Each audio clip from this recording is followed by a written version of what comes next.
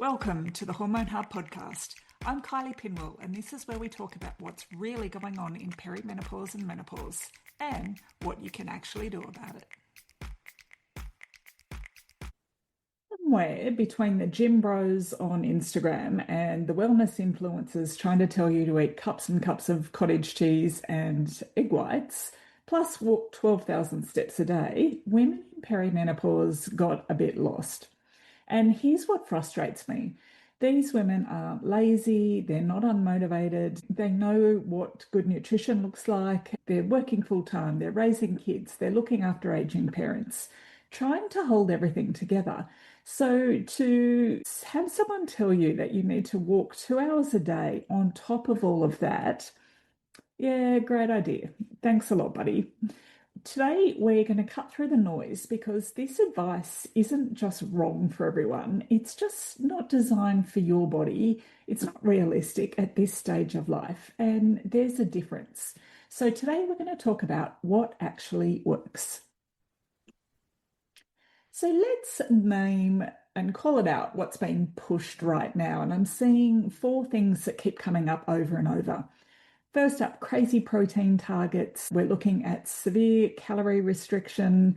We're looking at 12,000 steps a day, 15,000, one guy said. And of course, here's the kicker, 7 hours of sleep. And look, on paper, none of these are terrible advice, but here's the problem. They were never designed with perimenopausal women in mind. So let's start off with the steps.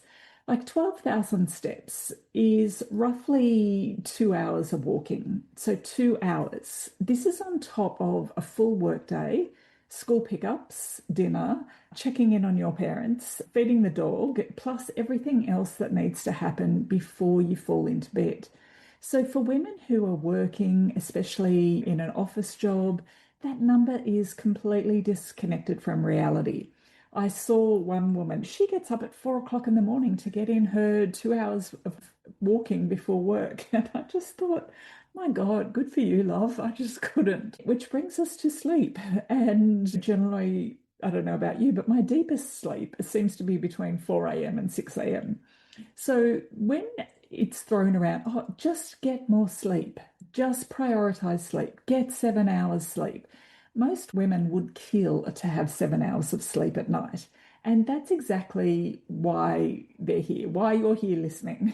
Saying sleep more to a woman who's waking at 3 o'clock in the morning with her heart racing is not advice. It's a death wish. It's definitely a punchline to a very bad joke. Now, the problem isn't the goal. The problem is it was never designed with your body, your life, or this stage of life in mind. So we've really got to have a look at like who is giving this advice. If it's on the internet, if it's on social media, if it's any form of personal trainer, usually if it's a dude, not all dudes, but always a dude, they're kind of missing the point that there's a hormone driven dysregulation at play. And all women, if we get to this stage of life, will go through it. So it's important, and we need to take a little bit more, I guess, care and also honor the women who are at this stage. We're not stupid, right? We don't want to be pushed around, and we don't want to be spoken to as if, oh, if we can't stick to a calorie deficit, if we can't get our steps in, if we can't just do what they know works. Seriously, we can go and tell them to fuck off because I'm over it. Okay, so that's what the problem is with the current push. So we'll go through these one by one and what else we can do instead. So protein is a big flare on socials right now. And I want to be clear, like protein absolutely matters in perimenopause. It matters for our muscle, maintaining our muscle mass. It matters for our metabolism, for blood sugar stabilization. And so this isn't me telling you to ditch protein or to not prioritize protein, but we don't need to go eating copious amounts of cottage cheese. We don't need cups and cups of egg whites just because they're low calorie. Like that's not the goal here. What we actually want and need is variety and quality. So protein, the most available source of protein comes to us from animals. But if you sort of think of it as a whole package, so first up, if we look at red meat, we're also getting iron, we're getting zinc, we're getting B12. We're not getting that in a cup of egg whites. If we look at fish and oily fish, salmon, sardines, this is where we're getting our omega-3s, which is anti-inflammatory and directly hormone supportive. Plant-based options are our chia seeds and our hemp seeds for those omega-3s. We want to be eating a variety of nuts, a variety of seeds, and legumes as well are a really important source of protein. So the goal is like nutrient density, not just hitting a protein number. So think about the quality of the food that you're eating and the variety. So mix it up, real food. That's what we're after. So, what a realistic hormone friendly day of eating actually looks like. So, for me, it's winter here in Australia right now. So, I'm having porridge for breakfast, but I make my porridge with milk. So, I'm getting protein from the milk. I add on some yogurt onto my porridge, a handful of berries. I'm using frozen berries. So, I just defrost them while I'm cooking my porridge in the porridge. And then some nuts and some seeds on top to kind of give it some texture and some crunch. So I'm adding in those fats and I'm adding in those protein. For lunch, I'm a big fan of soup right now. So going through and I've cooked up some beans and legumes in the slow cooker in sort of like a tomatoey, chili kind of base. And again, a big dollop of yogurt or yogurt mixed in with tahini on top of that is really nice, and some chili. So, it's eating for the season and eating for now. So it doesn't have to be all chicken breasts and egg whites. Okay, so let's talk calories next, because this one can get a bit messy. So calories do matter, that's true. But calorie counting as a strategy for women in perimenopause is often unproductive. This is because over the years, I've seen women get so caught up in the number that they lose sight of what's actually in the food. So I would rather I use a plate method with my clients. So this gets us a good balance of protein, of vegetables. So we want a good color, eat the rainbow. So rainbow colored veggies on your plate, good plant-based carbohydrates and healthy fats. So if we tick off those four elements at each meal, it's going to keep us feeling full and it's going to keep our blood sugar stable.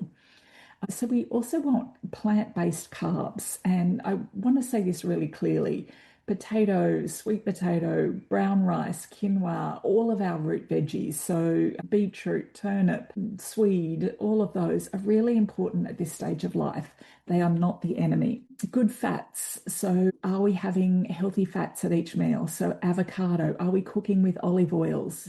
We can sprinkle seeds and nuts on our veggies, or like I do in my porridge. These are critical for hormone production.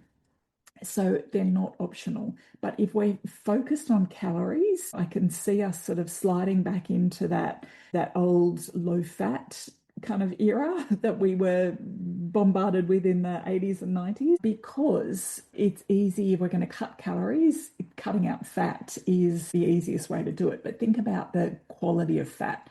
So the nutrients that you're getting from the fat in an avocado, for instance, is very different to the nutrients or lack of nutrients you're getting for the same calories in a bag of chips. So healthy fats, absolutely. So when we eat like and focus on real food and a variety of real food, the calories kind of take care of themselves, because real food is filling and it's satiating, and you're going to feel nourished when you eat a variety of real food.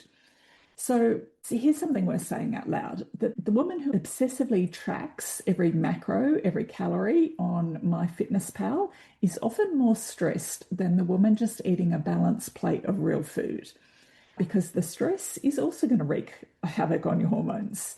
So there's a real cost to calorie counting and macro counting that we're not talking about. So, if somebody came to me and said that they'd been on a calorie deficit for months and nothing was changing, so hormonally, I'd be looking at, are you getting the balance of food that you need? Are you getting enough protein? Are you getting enough fiber? Are you getting enough carbohydrates? Are you getting the healthy fats? Because we need all of those things to support our hormones. So we're supporting our thyroid hormone, we're supporting our adrenals and our cortisol, our stress response. We're supporting that swing and that decline in estrogen and progesterone. So it's really important that we're eating well. So next we'll move on to fiber. Now, I think fiber is the unsung hero, and no one's sort of talking about this as much as we should be. And I'm on a mission to change this. So fiber doesn't get the same hype as protein, but in perimenopause, it absolutely should. Specifically, if we're looking at our cruciferous veggies. So this is our leafy greens, so our broccoli, our cauliflower, kale, Brussels sprouts, and then leafy greens, so baby spinach, rocket, because all of these directly support hormone regulation and estrogen metabolism. And that's not a small thing. We don't need more supplements for this if we're already eating well. So, fiber keeps us full. Fiber feeds your good gut bugs. So, our prebiotic fibers, things like leek, sweet potato, onion, as well as like all of those cruciferous veggies that we just spoke about. Oats is another one that your good gut bugs love. So, we want to keep your microbiome, we want to keep those good, like a healthy gut bacteria. So if we're creating a healthy environment, we're feeding our good gut bugs these sort of foods. Fiber also keeps our digestion moving. It's like a broom for your bum. It keeps things moving through. It mops up all of the bits, all that we want to get rid of, that we literally want to poo out. And when we're eating our veggies, you're also getting a good mix of antioxidants and polyphenols and minerals and vitamins that you're never going to get in a protein shake. So a healthy gut equals better hormone balance. So it all connects, and better control over your hormonal symptoms. So, how do we get cruciferous veggies in every day without making it feel like punishment if you're not a veggie lover? For me, it's easy. I can steam them, I can stir fry them, I can throw them in a curry. My kids are always complaining, but they're used to it and they eat it anyway. I always put, like, if we're having nachos for dinner, I will always throw in a tin of like bean mix or four beans. Always rinse it and then throw them in. If I'm making a curry, I'll always put chickpeas in and peas, and it drives my kids nuts, but it's just an easy way of getting them in there. If you're making salads, you can roast broccoli, roast cauliflower. It's really easy to make kale chips, so kale can be a bit meh, but if you rinse it off, squeeze it out, sort of massage it, make it a bit softer, pat it off with a tea towel, drizzle a bit of olive oil, toss it around, salt, chili flakes, put it in the oven, and then you get these beautiful crispy kale bits. So you can have that in your salads, or you can just have it on its own. So just keep it simple. Don't overthink it. Just look at the meal and go, okay, do I have some greens in here? How can I add more greens in? And most of the time you can just throw them in as an extra. Okay, so the next one I wanted to address is movement. So, movement that actually fits into your life, because I don't want to give you a version of movement or exercise that is going to make you turn off the podcast right now. Okay, so the current ideal weight loss for women is get your 12,000 steps in. Even 10,000 is still a lot, particularly for women who are working, especially if you're office bound. It's a bit different. Like if you're a teacher and you're on your feet a lot and you're moving around. Nurses, you probably would get in your 12,000 steps, but I'm thinking more of women not getting that kind of close to that step target. So, what I would say is, where are you at now? Okay, so if we can improve on where you're at now, anything is a bonus. Okay, so if half an hour, if you're not doing anything right now, and half an hour is what you can manage, then commit to that half an hour. So make it realistic. And this is what's going to set you up for success.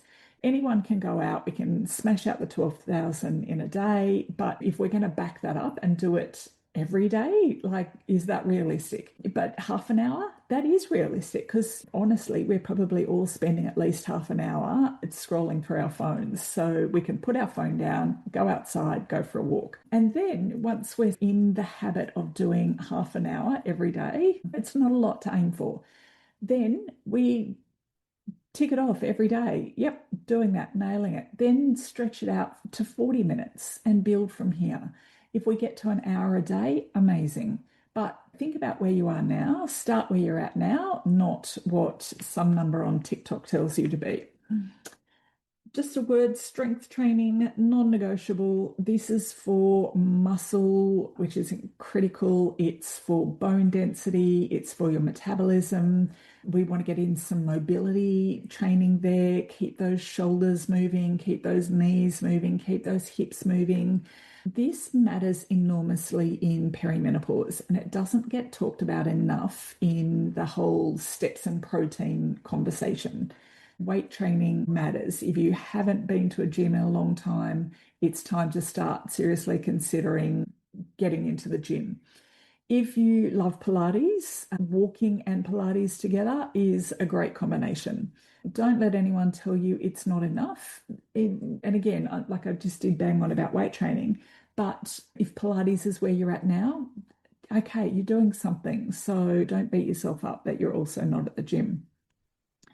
The goal is to find a plan that fits in with your life. So movement. So we want to move our body, we want to get our heart rate up, we want to build some muscle. Find a plan that fits with your life, something you enjoy, not some arbitrary target that was plucked out of thin air for somebody else's body and somebody else's schedule. Okay, now sleep. I'll keep this one short, but I can't let it go without saying it. Just sleep more. Just go to bed earlier. Sleep 7 to 8 hours a night, which, yeah, fantastic advice. Like, truly fucking groundbreaking, right? Most women in perimenopause would absolutely love to sleep 7 hours. That's exactly why they're listening to this podcast right now. Sleep advice that doesn't account for hormonal disruption is useless. So the fix isn't better sleep hygiene. It's not going to bed earlier. To fix your sleep, it's addressing what's actually waking you up in the first place. And that is a very different conversation here. So I'm just going to say it out loud. So if I hear women being told, whether it's from their doctors or from some wellness influencer who's 25 or some gym bro, just telling a woman who is in her 40s and 50s to just get more sleep, like, I seriously want to stab them, because it's not that easy. Okay, so here's the summary. And sorry, yes, I do have my 3 a.m. sleep fix program, which I have worked very hard on. And I've had the first round of women go through it, and we had amazing results. And sleep is not oh, I've fixed my sleep now we're good. It's building in, it's understanding why you're waking up and then countering why you're waking up. And when we get to that level, it can make such a huge difference. So kind of going beyond like the sleep hygiene that we've all been told about 100 times. So here's the summary to wrap it all up. So protein, yes, but make it real food and mix it up, get some variety. Calories, think quality of calories, not just the number. Steps, yes, are important. Movement, but start where you are and build from there. Strength training, if you're already doing it, awesome. If it's not, let's put it on your radar. Sleep, we all want it, and there's actually a good way to get it that has nothing to do with putting your phone away. So if sleep is the thing that's wrecking everything else, your energy, your food choices, your mood, your patience, I want you to check out the 3 a.m. sleep fix. It's not a sleep hygiene checklist, it's a hormonal fix. So like I said, women who've done it said it finally makes more sense than any generic sleep advice that they've been given before. So you can grab it. The link's in the show notes for just $37. And then stay tuned because something bigger is coming that is going to bring all of this together. And I will have more on this very soon. Okay, bye for now, and I will see you in the next episode. Thanks for listening to the Hormone Hub podcast. If you enjoyed this episode, make sure you follow so you never miss a new one. And for more practical hormone support, visit myhormonehub.com.